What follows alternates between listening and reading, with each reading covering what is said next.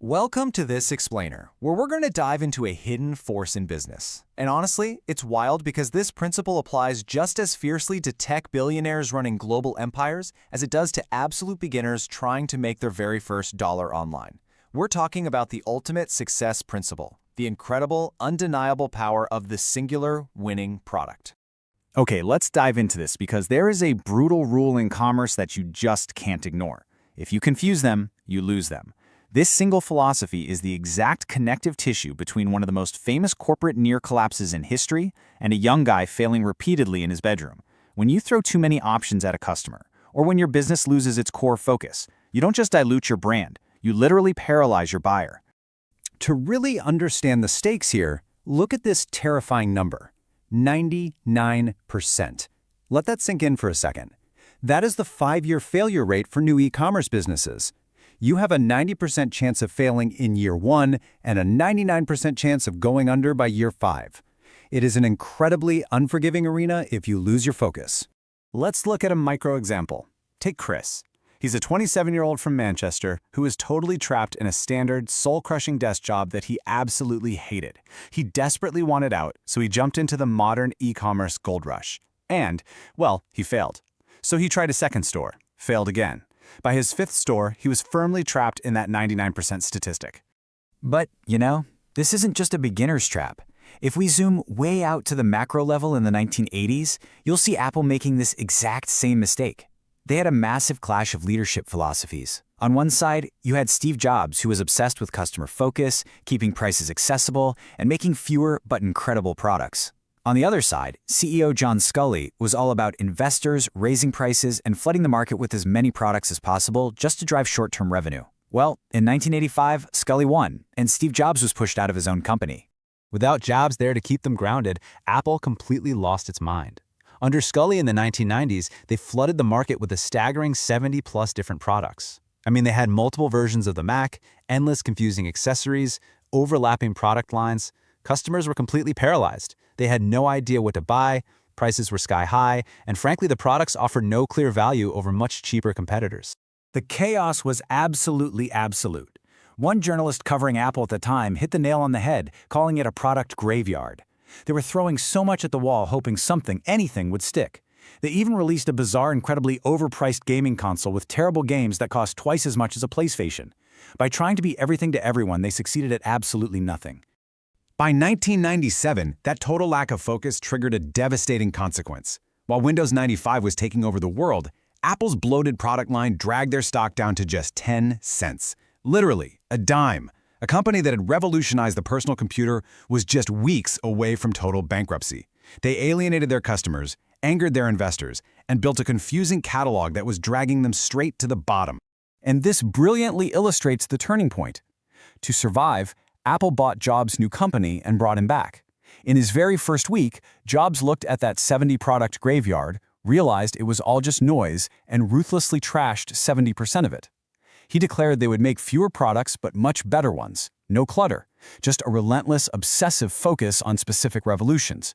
And that gave us the iMac in 1998, the iPod in 2001, the iPhone in 2007, and the iPad in 2010. So what does this all mean? Well, this is the foundational secret, the winning product. It's a singular, highly effective item that solves a specific problem, completely offsets all your previous failures, and drives exponential growth. Steve Jobs built a trillion-dollar empire on this exact concept. But remember Chris, the guy failing over and over in Manchester? After store number 5, he finally stumbled onto this exact same formula. By shifting his entire strategy away from selling random assortments of confusing goods and focusing deeply on finding just one single winning product, his entire life changed. He found one item that worked. That single product offset all the losses from his 5 previous stores and generated over $500,000 in wealth for him in just 2 years. One product completely flipped his financial reality. So, I'm sure you're wondering, how do you actually find your winning product? You can't just guess based on what you personally like and hope for the best, right? Finding it requires a ruthless, step-by-step framework. Today, we're going to break down the exact framework outlined by Mastery Academy in our source material. Let's move to and see how this builds. To escape that terrifying 99% failure rate, you absolutely have to master 4 critical phases: orientation, identification, evaluation, and launch. This is a systematic, entirely data-driven approach that completely removes emotion and guesswork from the equation. It forces you to focus entirely on market reality. Phase 1 is orientation. Look, before you even touch a product, you have to lock in your business model. Are you innovating something brand new, from scratch? Are you curating items, acting as a digital gallery, or are you partnering directly with factories for white labeling? Your overarching model dictates the exact parameters of the product you're hunting for. Now, what's really interesting about this slide is the fundamental mindset shift it requires. We call it the perspective flip. Think about a simple electric toothbrush. A consumer just sees a tool to clean their teeth. But a smart merchant? They see a lock-in strategy. They see selling the handle at a discount to secure a highly profitable recurring subscription for replacement brush heads. You have to stop looking at items like a consumer and start analyzing them like a merchant. Once your mindset is flipped, you move into phase 2. Identification. This is where you leave the guesswork behind and dive deep into global sales databases. You're looking for hyper-specific regional data. For example, maybe you spot a massive surge in camera equipment specifically in Saudi Arabia. You track those growth curves, dissect the customer reviews, and map out exactly what the market is begging for. Okay, so let's say you find 10 potentials. You push them right into phase 3, evaluation scoring. Here, you run them through a brutal mathematical filter. You're calculating margins, shipping costs, and market saturation to rank them into bronze, silver, or gold tiers. Honestly, if it doesn't hit gold or high silver, you kill the idea immediately. Only objective winners are allowed to survive this phase. Finally, phase 4 is the launch. But a real launch isn't just turning on a Shopify website and crossing your fingers. It's a highly calculated strike. You analyze your competitors to exploit their unserved gaps, you secure your supply lines, and you leverage AI.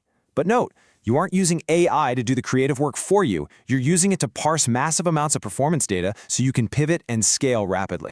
When you actually apply this entire system, the transformation is night and day.